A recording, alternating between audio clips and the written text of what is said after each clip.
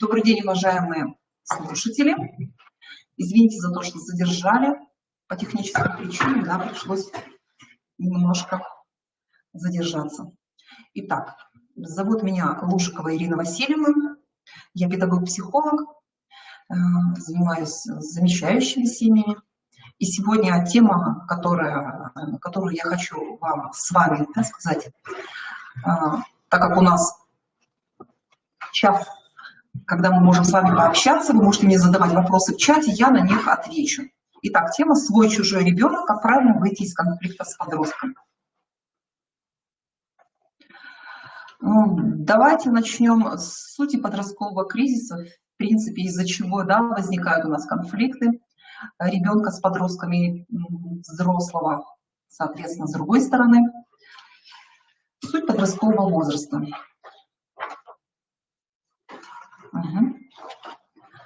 Ребенок перестает быть ребенком.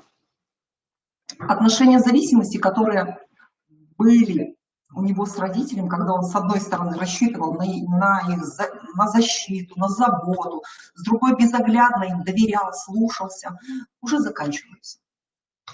Ребенок не может вырасти, пока не отделится от родителей, пока не получит эту самостоятельность. Социальная зрелость ребенка в данном случае не совпадает с физиологической. Что это значит? В нашем обществе социальная зрелость, она приходит гораздо позже, то есть получается это 18 лет. А физиологическая зрелость, она начинается уже с 11-12 лет.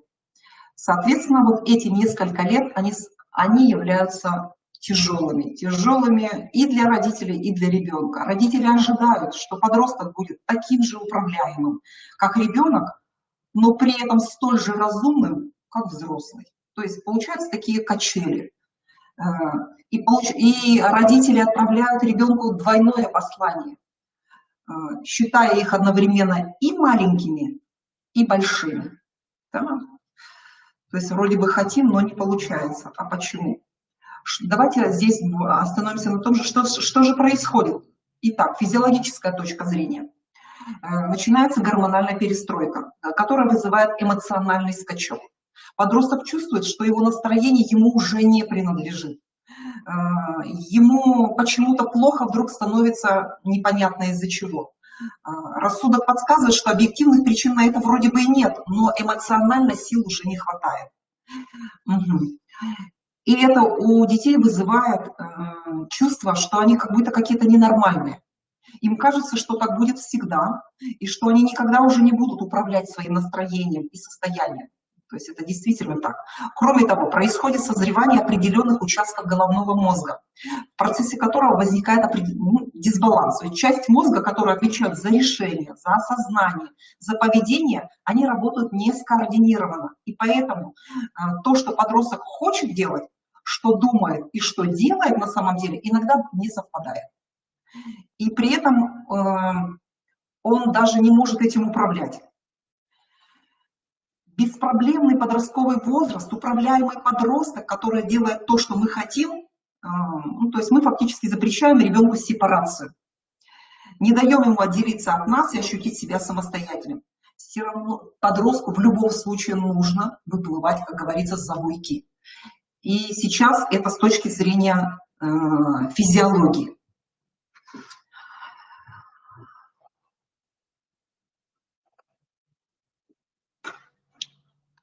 До подросткового возраста родители не могут говорить о совести, потому что у ребенка нет свободного нравственного выбора.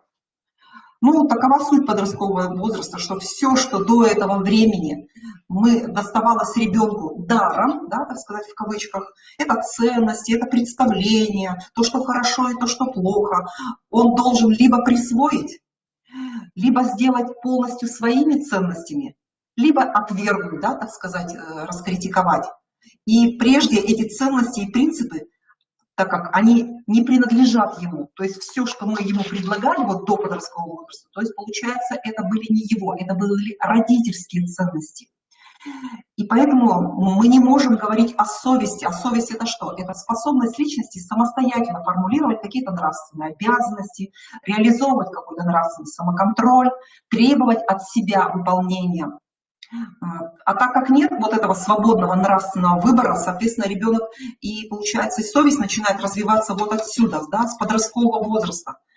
До этого он ориентировался на родителей.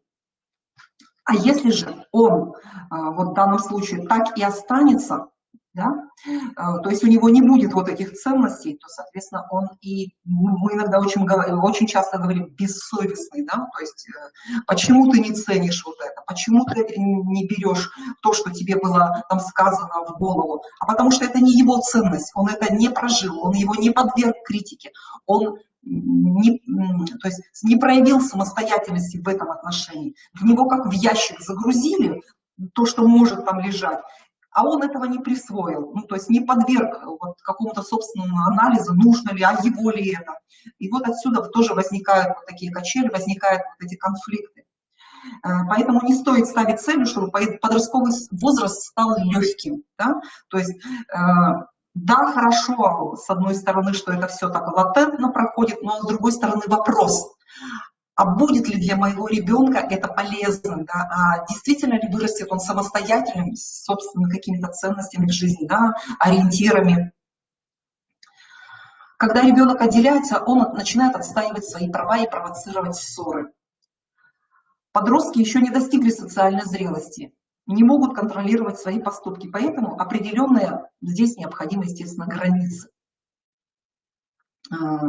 Важно не вступать в затяжную войну с подростком. Взрослым приходится нелегко в этом отношении. Подростки отделяются, они бьют по самым больным местам. И это действительно так. Но все-таки, если вы хотите, чтобы с ребенком остались вот эти договоры, остались теплые отношения, нужно искать компромисс, нужно идти на договор.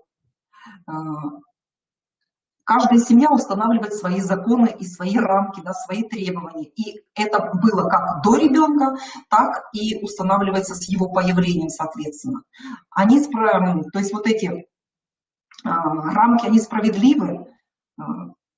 Получается, мы, когда договариваемся с ребенком, мы говорим, не тебе нельзя, а у нас это нельзя. Да? То есть, когда мы что-то пытаемся ребенку доказать, приобщить ему к какому-то правилу, к какому-то требованию.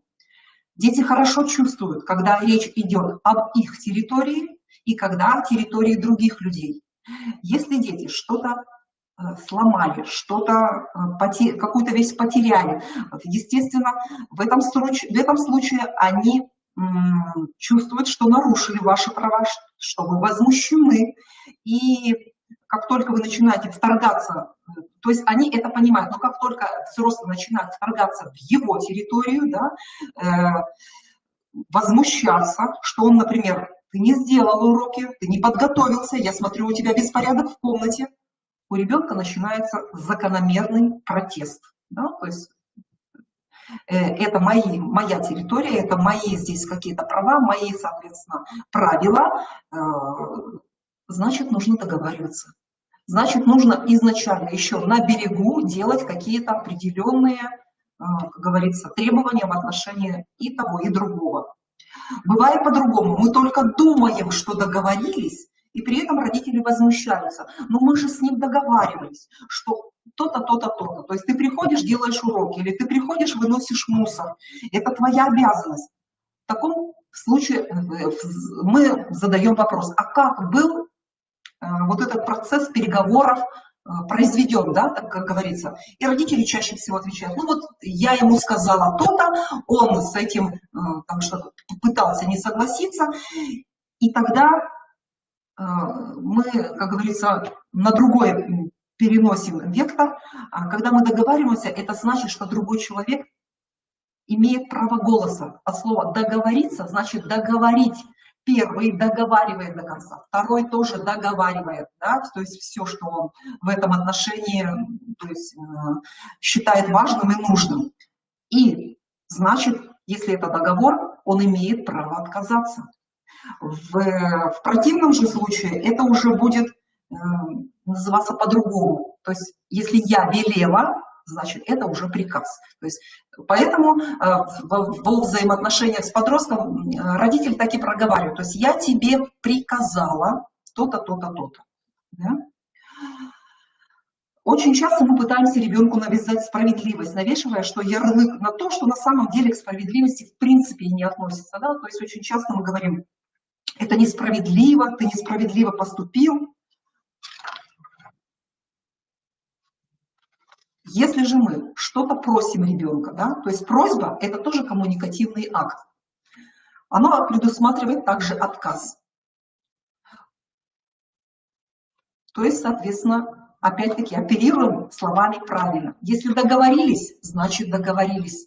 Было то-то, то-то, то-то. Если это была просьба, соответственно, тоже просьба имеет свойство такое, что ребенок может и отказаться. Если это был приказ, значит, он не подлежит, отказа не должно в этом случае быть.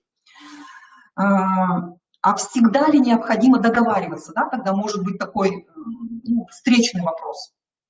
Возможно, что будут ситуации, в которых, например, надо сказать, так, вот я отец или я мама, и поэтому я говорю, что нужно сделать вот так, так и так, и точка. Да, такие ситуации, конечно, есть, и они в любой семье есть. И очень хорошо, когда с ребенком вы умеете, то есть есть вот эта ниточка, не потеряна, и ребенок вас слышит, он понимает, что да, вы ему отдали большую часть времени, чтобы поднять, да, на ноги, то есть любить, быть с ним, и теперь он как будто это вам возвращает. Но бывает, что и рычагов влияния вообще не осталось, и вот этой самой ниточки доверия тоже нет. И тогда остается лишь одно. Это либо лишать гаджетов, как да, в настоящее время делают родители, либо карманных денег. Ну, там, встречи с друзьями, если, конечно, такое еще есть у подростков. То есть, на самом деле, должны быть, рычаги влияния должны быть. И они должны быть принятыми и одной стороной, соответственно, и другой стороной тоже. Это не должно быть только одностороннее, да? То есть это не должно быть в виде приказа, это должно быть также в виде договора. Вся жизнь была подчинена детям. Теперь они выросли и всячески дают понять, что им больше уже не нужна всеобъемлющая забота взрослых. В принципе, это нормально. Мир в доме, он также важен для подростков. Им важно не чувствовать себя виноватыми, важно, чтобы родители не расстраивались, для них тоже это важно. Но, к сожалению, многие семьи начинают, ну, так сказать, уже войну, да, против подростка нацеленного. У многих родителей в это время же наступает кризис среднего возраста. И поэтому вся жизнь, которая была подчинена детям, а теперь они выросли, теперь они не нуждаются в вашей заботе, они еще и протестуют, они еще и всячески палки в колеса пытаются, да, втыкать, как говорится. Возникает вопрос, и что теперь делать? Получается, я ему не нужен, он меня не слышит и не хочет видеть. Кому теперь я нужен здесь? То есть, естественно, задавая такой вопрос, вы должны в первую очередь для себя выделить. То есть, а что я как взрослый, как мама, как человек или как отец, когда появляется столько много времени, нужен ли вот этот всеобъемлющий контроль за ребенком, нужна ли вот эта гиперопека, может быть, как бы немножко опустить, дать возможность вот эту самостоятельность ребенку и спрашивать, а нужен ли я тебе сейчас? Если тебе нужна моя помощь, ты можешь позвонить, мы с тобой на расстоянии звонка. Если я тебе нужен, я всегда, то есть там-то, там-то, там-то, да, нахожусь. Моя дверь для тебя всегда открыта. Но навязываться, так как мы, родители, это делаем в дошкольном возрасте, в раннем возрасте, да, ребенок, сейчас уже эта необходимость уходит. Поэтому на это тоже нужно обращать внимание. То есть мы, как родители, показываем модель взрослого поведения. Если у меня появляется много времени, подросток также ориентируется на то, что делает в это время взрослый. Если взрослый начинает профессионально как-то развиваться, свое хобби как-то включается, начинает какую-то для себя новую нишу, возможно, открывать. Ребенок все это видя, он начинает все это и впитывать. Соответственно, здесь можно увидеть уже и совершенно другого подростка. он будет тянуть, он начинает уже вопросы задавать родителю, а как? Ему самому начинает уже интересно, что сейчас с родителем своим происходит. И это тоже пункт, так сказать, родителя, у которого растет подросток, у которого, да, есть, возможно, какие-то недопонимания, но родитель не должен всегда ставить акцент только на ребенка. Да? Нужно задаться вопросом, а может быть, я действительно слишком сильно контролирую, слишком много времени ему уделяю. Здесь может быть очень много опеки, может быть, мне какую-то часть времени, какой-то вот этот один из векторов, который на ребенка я направляю, направить на себя.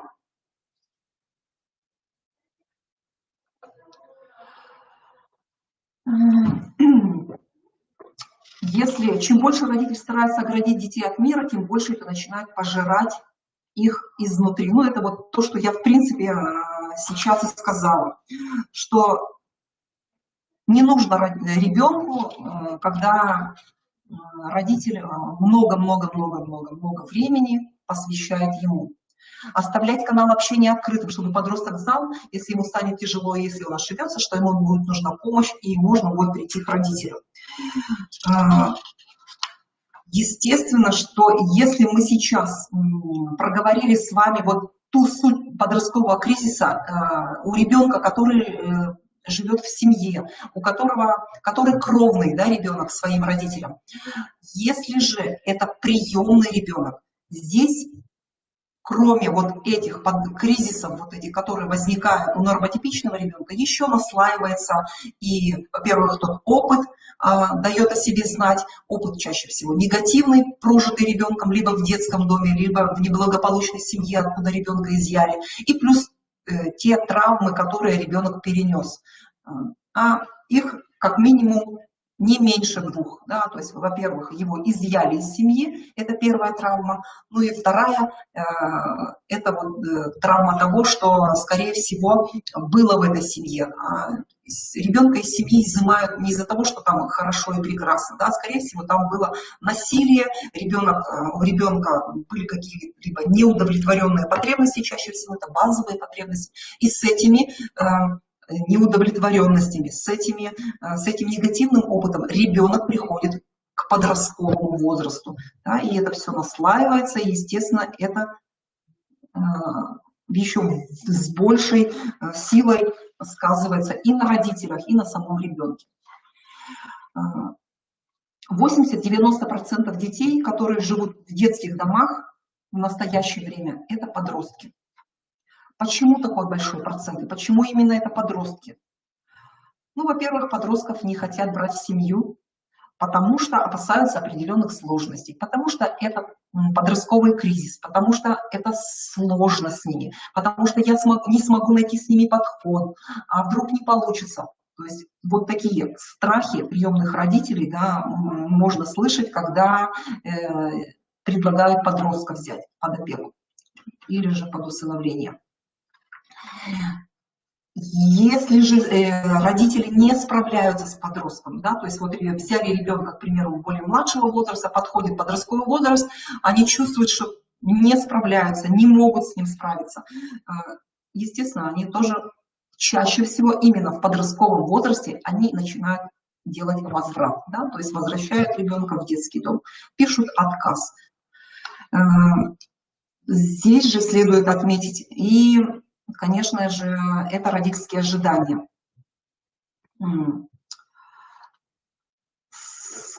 То, с чем мы берем ребенка. Ему, к примеру, подростку 15 лет. Эмоциональное развитие у него, естественно, как у 6-летнего. То есть нужно смело делить возраст, например, на 3. Как у 6-летнего, у 5-летнего. То есть, с одной стороны, это уже готовый подросток, да, 15-летний. С другой стороны, остается вот эта эмоциональная незрелость у ребенка.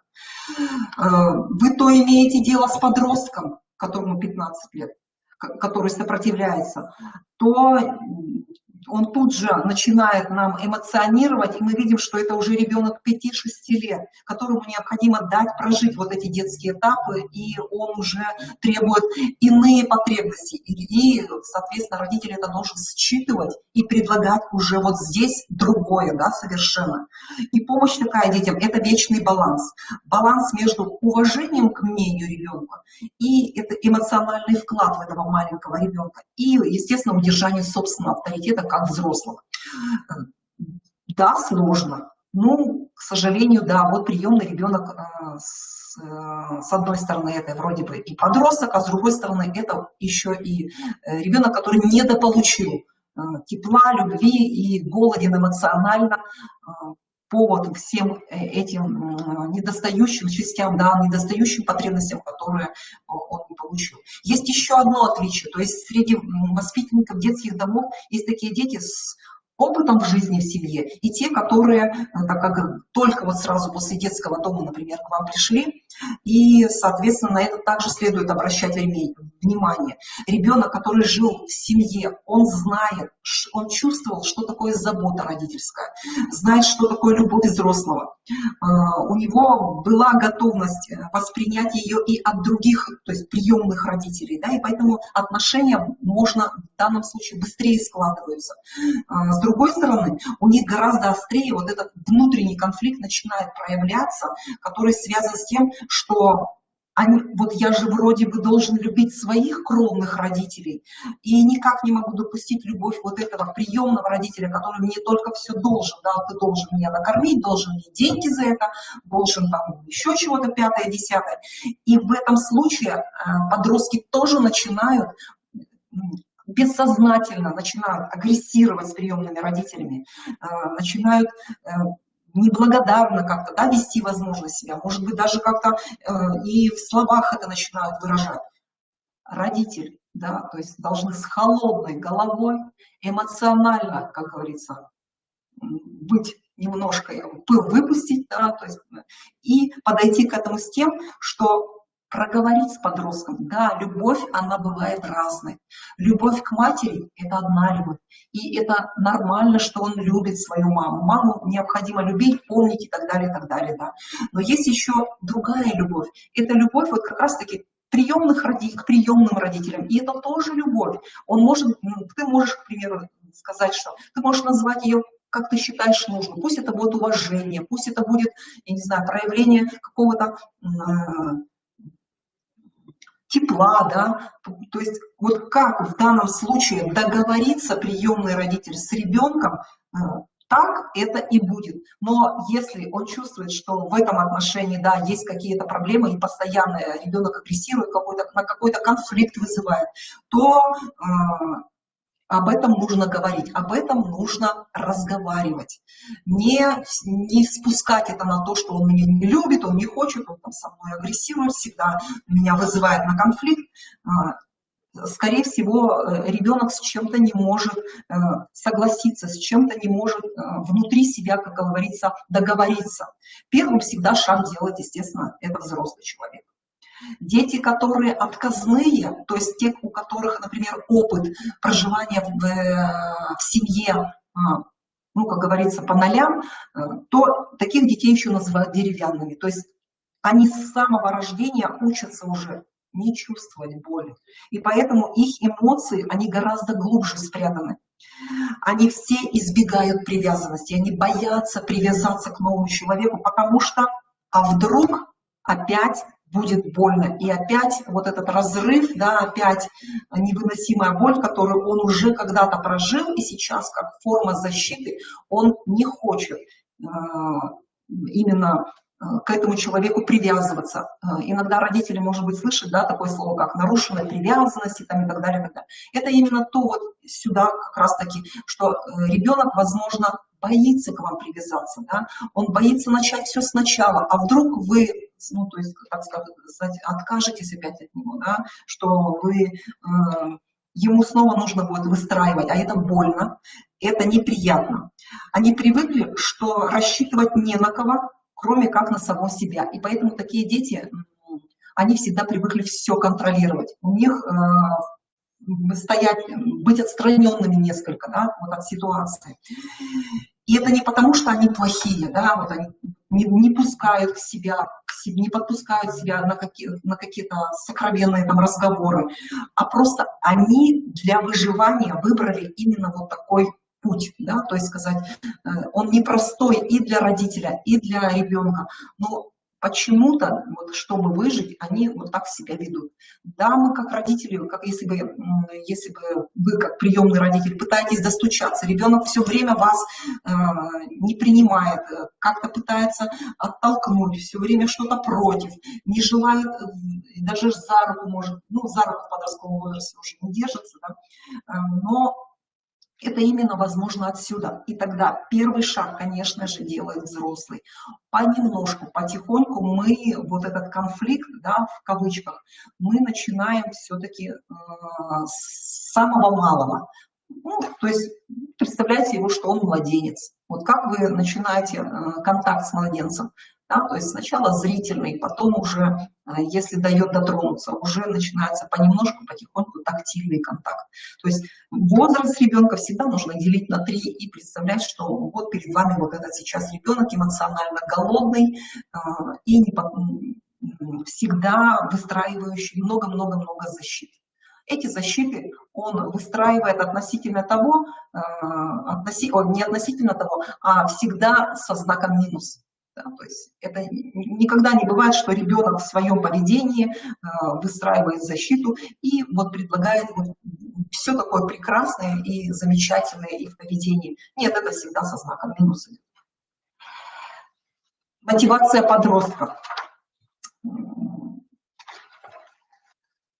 Очень часто подростки, которые приходят в семью, а ведь конфликты-то в большей степени вот здесь и начинаются, да, это вот 10-11 лет, младший подростковый возраст, и потом по нарастающей. То есть если ребенок, который пришел из детского дома в семью, здесь интерес, мотивация, вернее, из интереса, ну, чтобы уйти от свободы, уйти, вернее, более свободной жизни, ну, ради прикола. Ну, вот что-то меня потянуло. Это если мы берем ребенка, к примеру, да, подросткового возраста, и неважно, с детского дома, или же это у вас ребенок, к примеру, родственная опека оформлена.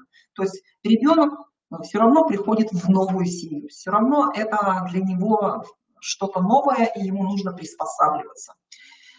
Здесь же, опять-таки, если же мотив подростка один, а родитель выстраивает какие-то иные условия, чем те, которые подросток ожидал, тоже может возникнуть конфликт. И поэтому мы спрашиваем, да, также в доверительной обстановке, в доверительных каких-то вот условиях, что он ждет, а какие были у него вот насчет этого плана, да, ну, то есть расскажи. И как родитель делится, также и ребенок делится этим. А иначе, то есть вот отсюда может вытекать и разрушительное поведение, это и воровство, и ложь, и уходы из дома, и агрессия. То есть когда вроде бы хотел одно, а совсем другое он встретил. И поэтому еще раз, родитель должен много разговаривать и, соответственно, проговаривать со своей стороны тоже. Да, бывает, подросток не хочет слышать или говорит, да знаю я, ну да, отвечает, например, да, ну да. Ну, это тоже как своеобразное такое защитное поведение. И все же говорят, вода в камень точит.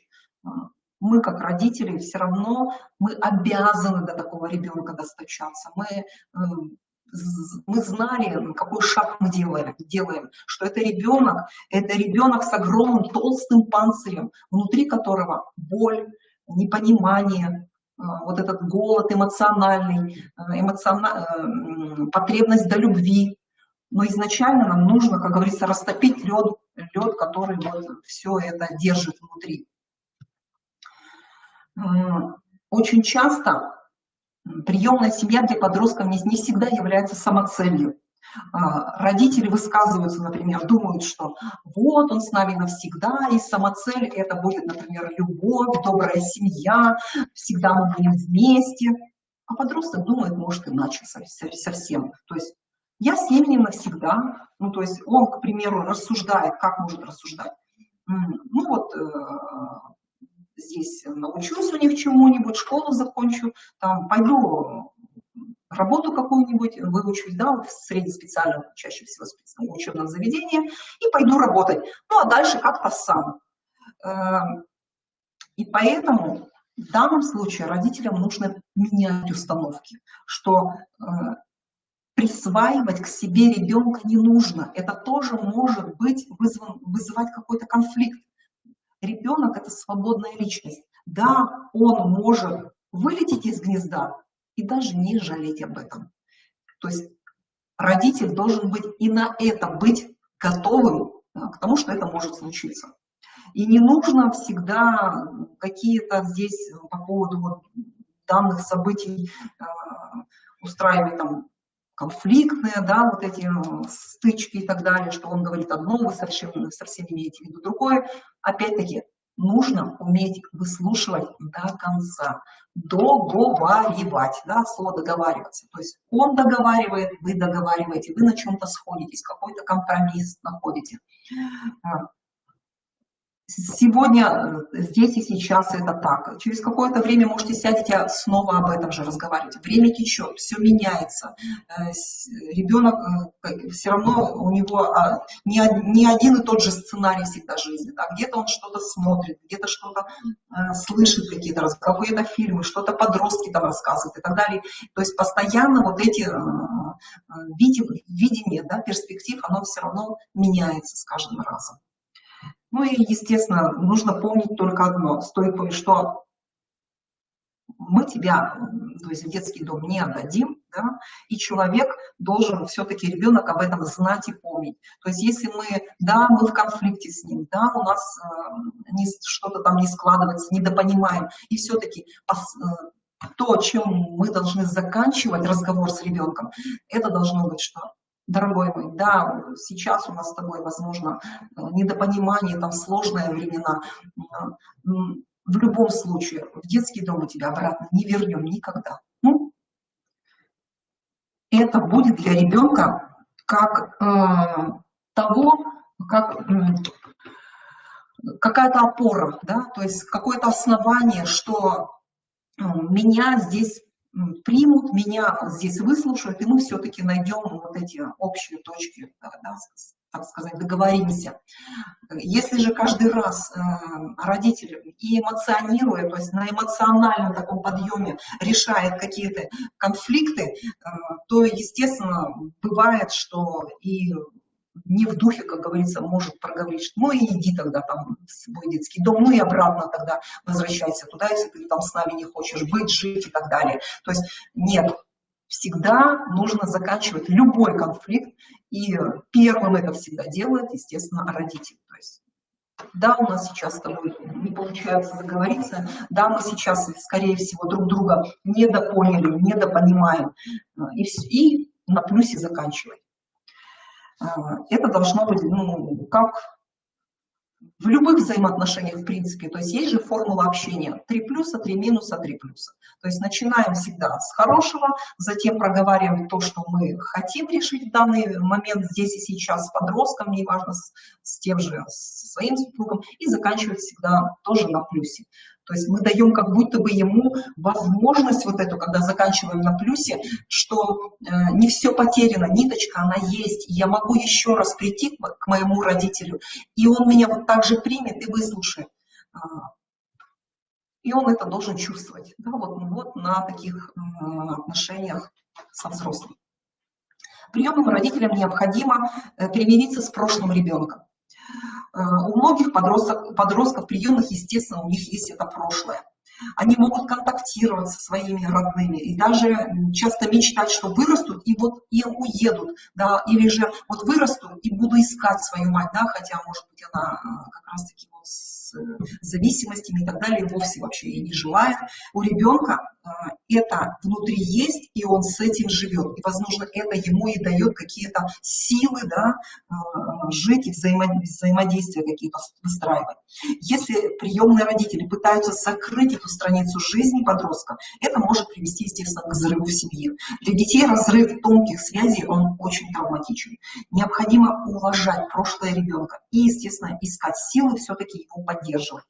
Если ребенок каждый раз пытается что-то говорить про прошлое, про то, что, возможно, вот это случилось, и в будущем я все-таки смогу решить эту проблему. Да, нужно соглашаться с этим, естественно. То есть любые родители для любого приемного ребенка это всегда родители со знаком плюс. Даже если они споткнулись, даже если они с алкогольной зависимостью, там, еще с какими-то зависимостями, мы всегда принимаем это и, естественно, какую-то прорисовываем перспективу для ребенка. Да, ты можешь что-то, то-то, то-то, то-то. Да, ты можешь еще вот так и так и так. То есть мы всегда для него как помощники.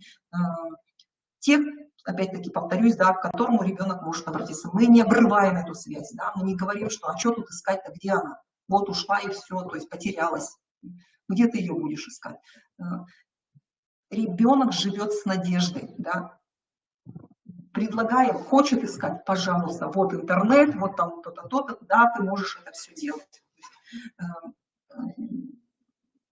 Сказать ребенку, что ты не нужен родителю, ты вот весь такой, да, вероятно, вот эту ненужность ребенка, ребенок затем чувствует и, соответственно, и ведет себя уже как тот, у которого все должно быть со знаком минус. Поведение со знаком минус, образ «я» со знаком минус. Ну и, соответственно, что во мне, то я и буду предлагать и вам. То есть если я вот такой весь ненужный, брошенный, то и, соответственно, буду вам возвращать, родителям, вот это все плохое.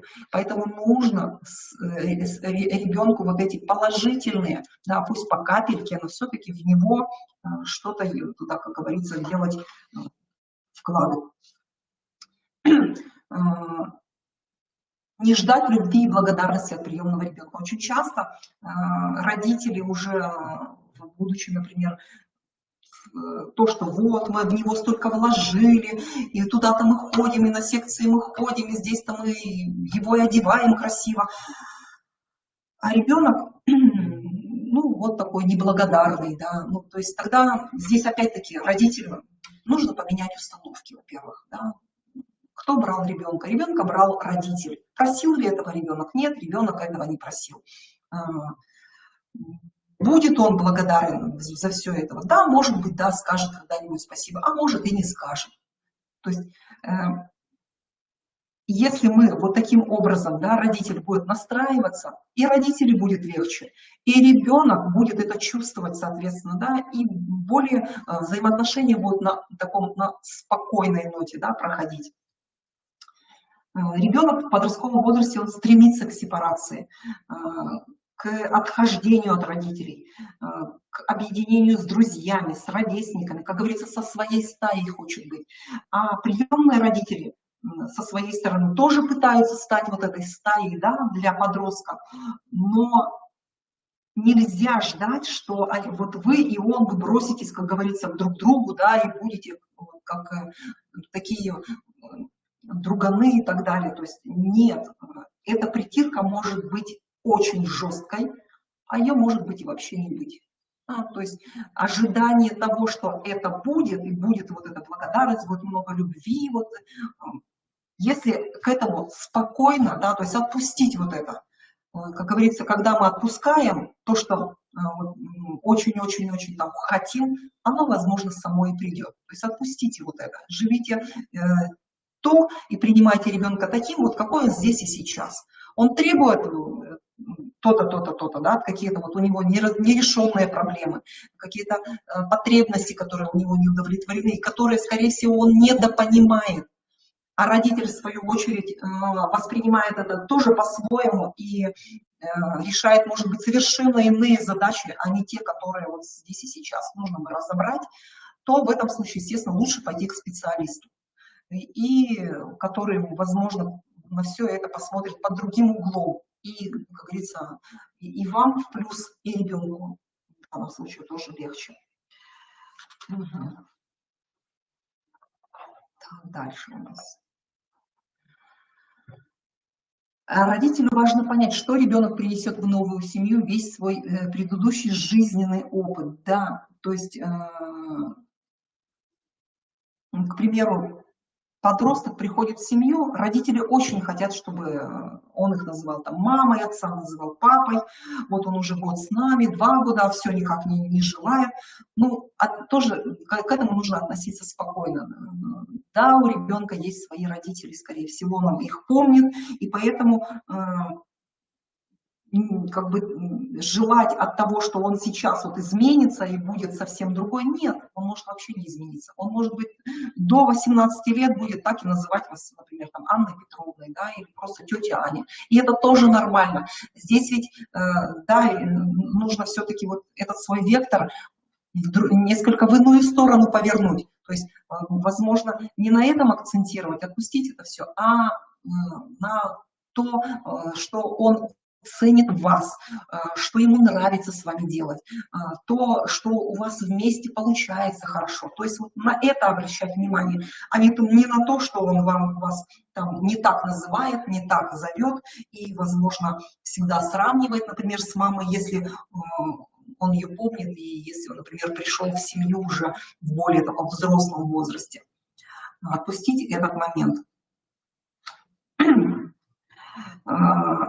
Если же все-таки родители выбирают отношения мать-сын или же там мать-дочь, ну вот есть у вас этот акцент, вы хотите, чтобы это произошло, тогда об этом с ребенком нужно проговаривать. И, соответственно, что такое быть сыном, что такое быть дочерью, да? Иначе незалеченные раны родителя – это мишень для приемного ребенка. То есть то, что у нас болит, то, что мы не отработали, то, с чем мы не справились как родитель, ребенок это чувствует и будет по этой мишени, как говорится, прицельно бить. К примеру, ребенок жил в семье, да, он помнит свою маму, помнит, например, как она пекла пирожки, или же наоборот, да, он совершенно этого ничего не было, он знает, что в семье, например, мать была алкоголизированная, но при этом он вам всегда говорит, а ваши-то пирожки не такие вкусные, да, там вот моя мама пекла там то-то, такие-то, такие-то, у нее там были там с капустой, там с яблоками, хотя, к примеру, мать совершенно ничего такого не было.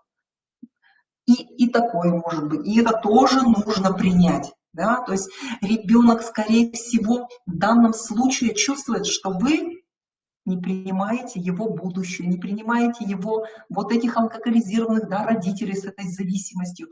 И он каждый раз это напоминает вам, ну вот в такой форме. И это вовсе не относится, к примеру, к тем же самым пирожкам, да, а родитель тут, может быть, вот задался вопросом, что, скорее всего, вот что-то я не так, да, то есть я не такой хороший родитель. Нет, здесь вот мишень он нашел для себя, ту, которую родитель не отработал, да, и вот в такой форме он предлагает вам. Поэтому на самом деле родителю нужно быть здесь и педагогом, да, и психологом, и с другой стороны, и подростком, который вот насколько он принимает вот эту жизнь, да, со стороны подростка. То есть баланс такой сохранять, чтобы в этой ситуации и выйти со знаком плюс, но и авторитет свой не потерять. Бывает, что родители пытаются реализоваться через подростков. Ну, так называемое, лечат свои раны, да, если в кавычках так сказать. Но незалеченные раны, как я говорила, да, то есть это опять-таки у подростков на это чуйка. И родители, ну как же так, ведь я же все для него. Очень часто бывает, что родители отыгрывают какие-то свои непрожитые моменты жизни. И именно вот это проявляется в в конфликтах, да, то есть когда ситуация стресса. Ну, как пример, у семьи был ребенок, ребенка они потеряли. И взяли под опеку такого же возраста, ну, к примеру, был мальчик, взяли девочку. И тут родители начинают с такой гиперопекой подходить к этому ребенку. Они начинают видеть в нем вот того ребенка и, как говорится, полностью все то, что не реализовали с тем ребенком, начинают выливать на этом. Они начинают его контролировать, они начинают бояться, чтобы она там не ходила там-то, там-то, чтобы она не делала там то-то, то-то. А вот сейчас ты там поедешь, и опять с тобой случится именно то же самое, что случилось с предыдущим его ребенком. То есть получается, что родитель не прожил до конца вот ту боль, которая была до этого с его ребенком, и начинает это все перекладывать вот сюда, на того ребенка, который пришел. И, ну, это как пример таких, на самом деле, вот, непрожитых, нереализованных в жизни моментов родителя может быть много. И он неосознанно, не желая плохого что-то ребенку, он начинает это предлагать ему. Здесь, опять-таки, если родителю сложно проанализировать собственное поведение, да, может быть, я что-то делаю не так, и, соответственно, мы недопонимаем с ребенком друг друга, тоже лучше, конечно, обратиться к специалисту, потому что это иногда бывает, вот как раз-таки я уже проговорила, что неосознанно поведение будет такое. Ну и вот сейчас один из, так сказать, критериев подростка – это идентичность, да, когда в подростковом возрасте ребенок начинает анализировать, кто я, что я могу, и вообще, есть ли у меня способности, как это отразится в будущем. Это как раз-таки вот идентичность подростка. У приемного подростка понимание собственной идентичности, оно, ну, так сказать, и не то, что оно плохое, его, в принципе, оно даже не созрело внутри него. Подросткам из детских домов очень тяжело выстраивать вот эту свою внутреннюю идентичность, потому что у них нет представления о самих себе и ресурса для этого. Ведь идентичность ребенка, она строится и идет из семьи. Да? Ребенок смотрит, какой у него отец, какая у него мать, в какой семье они живут, чего родители добиваются, что они умеют. И затем это перекладывают на себя. Ребенка из детского дома ему трудно выстроить. Кто я такой? Он знает, например, что родители у него были там, как правило, да, семья не очень привлекательная, соответственно, вели они так-то себя, там, пили, еще чего-то. То есть, и отсюда он делает вывод, что значит и я такой же. И это чаще всего, ну, так оно и есть. То есть ребенка изъяли, и, соответственно, представление, что он сын нехороших людей, оно присутствует. И как результат он ведет себя вот как тот сын нехороших людей. То есть если я сын нехороших людей, то значит я нехороший. Раз я нехороший, я веду себя соответственно. Что вызывает недовольство, вызывает конфликты. Есть другая сторона, когда ребенок начинает небылицы какие-то придумывать себе. Тогда взрослый, когда он, ну, во-первых, взрослый здесь должен быть грамотный, да, как говорится, с чуйкой такой.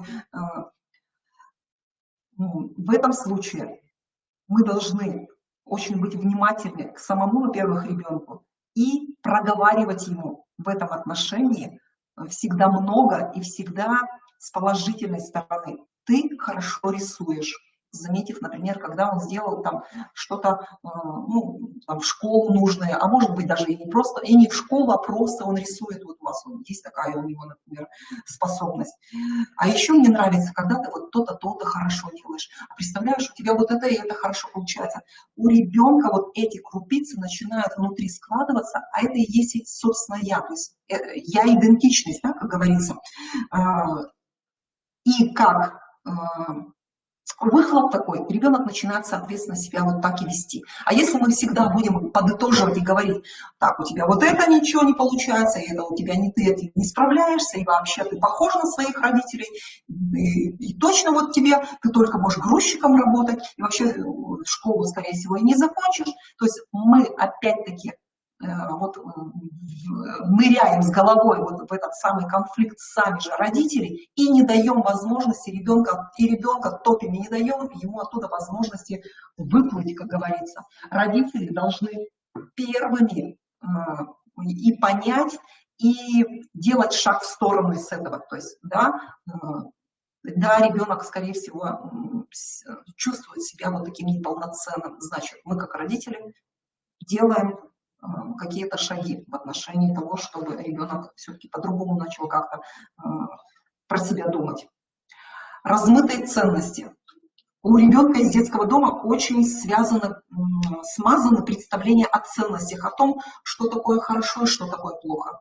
И часто это связано с тем, что он сталкивается именно с жестоким обращением, с насилием, с неудовлетворением вот этих базовых, основных потребностей еще с раннего возраста. А раз мораль формируется именно в опоре на взрослого, то ребенок начинает думать, что это нормально. Это нормально, что насилие, вот было оно, да, и это может быть своеобразное такое взаимодействие между людьми, это проявление любви. Ему никто этого не объяснял, ну и, соответственно, что так делать неправильно, это нехорошо тоже в его мышлении этого нет. Ребенок уверен, что физическое, например, насилие, оскорбление – это часть взаимоотношений между людьми. Ну, таким образом, вот так решаются конфликты. Или вот это и есть проявление любви. То в итоге они сами начинают допускать вот это и насилие по отношению и к другим, либо допускают это в отношении себя. То есть они как будто бы начинают из родителя это невольно притягивать, да, чтобы он накричал на него, чтобы он как-то стукнул его, или что-то еще такое сделал в их понимании. То есть это нормально, это взаимоотношения, это проявление любви, это внимание, да, его ко мне. И поэтому родителю в данном случае, если он это пронаблюдал, он это вычислил, что у ребенка перевернутое, да, понимание и любви, и ценностей, значит, мы об этом много разговариваем с ребенком. Родитель делает, да, такие выводы. Нужно много разговаривать, нужно смотреть фильмы про это, нужно самому, естественно, вести себя, то есть быть этим носителем ценностей, то есть показать другую сторону. То есть, а давай сейчас вот так, да, и показываем ребенку, как тренируемся в этом отношении, что грубость – это не есть хорошо, это же неприятно, это вызывает вот такие-то эмоции. А если когда вот так, по-другому, вот давай посмотри, то есть мы даем ребенку и другую сторону медали показываем, чтобы он почувствовал это на себе, телесно, да, что любовь, она должна быть вот такой-такой. И поэтому в большей части, когда он начинает предлагать, а естественно, ребенок сразу не поменяется, он будет это вот, и с утра до вечера, потому что это уже с раннего возраста есть. Значит, мы это упускаем, мы не акцентируем на это внимание, мы не размышляем об этом много и не говорим, а предлагаем тут же иную модель поведения и на этом заостряем внимание. И когда ребенок начинает проявлять уже со знаком плюс вот эти моменты, пусть даже они будут мизерными, там из 100%, может это будет 2%, мы на это реагируем. Мы говорим очень много хорошего, когда мы это заметили, мы хвалим подростка. И когда это будет, когда ребенок поймет, что его принимают, имеется в виду его взаимодействие вот в этом ключе, и это приятно ему это нравится, он это и будет возвращать. Но понятно, что это будет не сразу, что это будет, скорее всего, через много труда нужно в это вложить и родителю, и ребенку. Но это нужно менять, да, потому что желание, чтобы подросток стал, стать другим, конечно, он уже в большей степени здесь, может быть, и не повернется там на 100%, да, но хотя бы на 10%, на 8%, если родитель вот это будет предлагать, это уже будет здорово. У ребенка отсутствие веры в себя. То есть дети совершенно не верят в себя, потому что они сталкиваются с большим количеством неудач. В данном случае, да, это школа, конечно же. Ребенок не верит, что он с этим справится. Дети, которые столкнулись, имеют в своем прошлом, в своем арсенале жестокое обращение, много стрессовых ситуаций. Естественно, эти дети идут с задержкой психического развития. Да? Они, как говорится, немножко недопонимают, они немножко недозрели. Да? То есть вот, все это находится в каком-то состоянии еще, да, как будто бы его заморозили. Вот можно так даже почувствовать, да. А все это на самом деле связано с устройством организма. Если все ресурсы у подростка, у ребенка того, да, раннего возраста, когда он жил вот во всем этом неблагоприятном, были пущены все ресурсы организма, да, то есть я подчеркиваю, на выживание, то, соответственно, фактически на интеллектуальное и физическое развитие был пущен организмом самый минимум. И в результате, ну вот ребенок вот такой, да, к нам пришел, он с недоразвитием, с задержкой идет. А потому что природа, потому что сам организм, чтобы, как говорится, выжить, чтобы не умереть, все ресурсы были пущены именно на выживание, а не на развитие там интеллекта, ну и всех составляющих остальных организма и личности. И в результате такие дети, они убеждаются, что они, ну вот, они вот такие, они ни на что не годные, в школе у них не получается, за это их ругают дома, и вообще весь он такой вот, какой-то не такой, как все дети. И подросток, который уверен вот в этой своей бесполезности, он ставит на себе, ну вот если я такой, значит я буду идти по другому пути. И, естественно, начинают внедряться в какие-то компании, чаще всего эти компании, естественно, социального характера, может быть, но эти компании его примут, потому что он именно такой, вот как и они. И поэтому здесь, если родитель тоже не справляется, если он чувствует, что в этом он не силен, а тут нужны, естественно, и специальные, и психологические, и педагогические занятия с ребенком, потому что ребенок, вот, как говорится, не дошел вот до этого развития. То есть ему 15, а разделив на 3, мы можем, да, понять, что ему вот 6 лет эмоционально созрел он вот на этот возраст. Он воспринимает вот все окружающее именно на этот возраст, ему не объяснишь уже, как 15-летнему. Поэтому нужны специальные, то есть, да, занятия, куда-то ходить дополнительно, самим, может быть, подключаться. Это вот относительно веры в себя. Что здесь еще? Уважать личность ребенка нужно непременно, ну, это естественно. То есть мы не должны его этим самым не оскорблять, не говорить, что вот ты такой сякой, да, то есть вот такая личность, и мы уважаем ее со всеми ее составляющими. Учитывать интересы кровных детей. То есть приемный ребенок, он всегда должен, по идее, если его грамотно, да, был подбор и так далее, он всегда в семье должен быть младше кровных детей. Но, к сожалению, опека иногда редко соблюдает эти правила, и бывает, что в семью приходит приемный подросток старше кровных детей. И, естественно, здесь начинают страдать кровные дети. Потому что в семье начинается деление территории, начинаются ссоры, начинается ревность, и в итоге кровный ребенок отчаивается, и здесь уже, как говорится, если не было конфликтов, то вот они к вам придут и будут. Да? А что же делать, если это уже случилось? Если вот он подросток приемный, и вот он наш кровный. Поэтому изначально кровного ребенка нужно из вот того, который соперничает с приемным ребенком, сделать все-таки союзники взять, да, что да, это приемный ребенок. И мы в нашем случае вместе с семьей мы ему можем помочь. Да? То есть ребенку предлагаем быть помощником. Да? И, соответственно, когда приемный ребенок и кровный ребенок, они уже вот это все видят и слышат от родителя, то здесь становится уже меньше вот этих конфликтов, каких-то ревностных ситуаций и так далее. Но интересы кровных детей, естественно, мы всегда тоже и слышим, и учитываем. Нельзя переключаться только на приемного ребенка, да? Иначе мы можем потерять то, что имели с ребенком, который наш свой. Соблюдать личные границы и иерархии. Это о чем? То есть ошибка родителей иногда бывает, что скатываться на позицию друга, на позицию другана.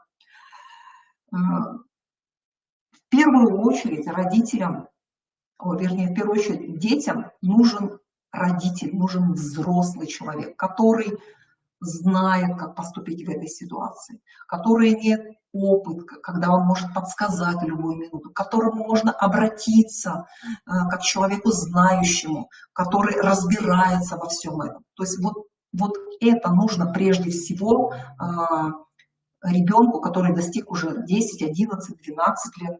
А другана и друга он найдет, как говорится, среди сверстников, среди своих. Но родителю все-таки в первую очередь, да, нужно соблюдать и удерживать эти границы. Имеется в виду границы, чтобы, ну что сюда входит в понятие границы? Во-первых, когда дети начинают оскорблять, когда дети начинают что-то в отношении взрослого предлагать, да, нехорошее, что-то, высказывания какие-то. Вот здесь, то есть, когда мы говорим, что этого нельзя делать, что вот это мое, это твое, в этом отношении нужно вот так предлагать, да, ну, то есть, как обращаться, вот так обращаться. Если ты что-то хочешь там спросить, узнать, то вот так-то нужно. То есть, удерживать границы на самом деле очень сложно. Но если этих границ не будет, то это будет хаос, да, это будет анархия, можно так сказать. Да. Ведь ребенку границы еще нужны для чего? Самому ребенку. Во-первых, граница – это безопасность. Ребенок знает, что вот так это нужно делать и вот так это нужно делать. Причем эти правила должны быть изначально уже ребенку поданы, да, в первые дни, как говорится, в приемной семье. Если же об этих правилах не говорили, то, соответственно, извините, родители, ну, значит, нужно немножко что-то здесь переигрывать. Границы – это чувство безопасности, границы – это уважение, границы – это возможность чувствовать себя личностью. Да? То есть, представляете, если же ребенку какого родителя всегда хочется иметь? Родителя с авторитетом, уважаемого. А только когда родитель вот именно эти границы выстраивает их грамотно, да, то есть не так в приказе, да, как говорится, в приказном характере, а умеючи, то есть договариваясь и обозначая все, да, как говорится, точки. Вот только вот в таком отношении, возможно, конфликтов будет и гораздо меньше, и они будут, и это, в принципе, нормально, но из конфликтов есть возможность того, что будем выходить и в плюсе, и он, и как говорится, и ребенок. В любом конфликте всегда 50 на 50 состоит вина. То есть, если произошел конфликт, значит 50% на родителей, 50% на ребенке. Никогда не бывает, что конфликт 100%, например, говорят, это он виновен, это он что-то там не выполнил. Нет, это всегда 50 на 50. А родитель должен уметь брать на себя эти 50% в конфликте. Ну и последнее, о чем хотела бы сказать, это подумать о точках сближения с подростком. А это о чем? Предлагать собственные интересы, включаться в интересы ребенка, проецировать эти интересы на себя. И это лучший способ, естественно. А здесь возможность и диалога, и сближения. Ну и, соответственно, на всех этих реперных точках и будет строиться в дальнейшем и дружба, и уважение, и взаимодействие. и понимание, соответственно, да, что необходимо подростку. Ну, я жду от вас вопросов, но смотрю в чате, пока вопросов не вижу. Если что-то хотите спросить, если что-то не ясно, пожалуйста, да, можно в чате написать, я прочитаю и отвечу. Было ли доступно? Было ли для вас это полезно?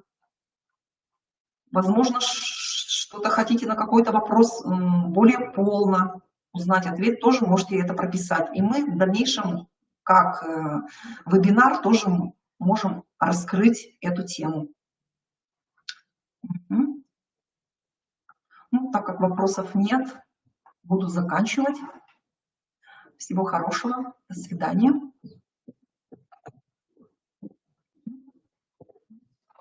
Всего доброго.